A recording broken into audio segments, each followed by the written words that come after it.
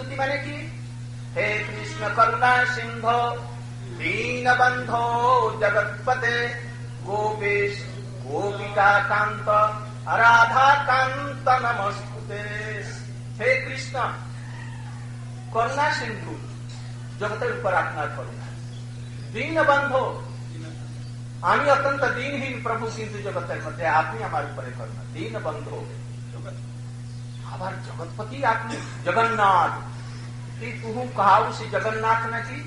জগন্নাথ জগতে কহায়ু সে अब पालन भार कि तारण भार तुहारा, এইরকম হতে বলবে।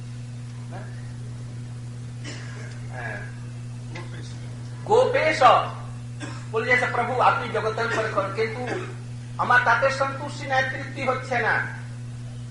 গোপেশ, গোপ ঈশ, গোপেশ গোপীশ, কিন্তু আরো তৃপ্তি হলো না। গোপিকা কান্ত, আবার গোপিকা কান্ত বলেও আপনি তৃপ্তি হচ্ছে না। গোপিকা কান্ত, রাধা কান্ত,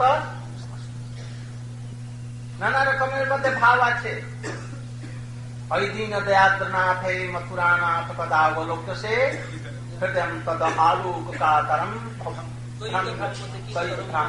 করুন, এই সব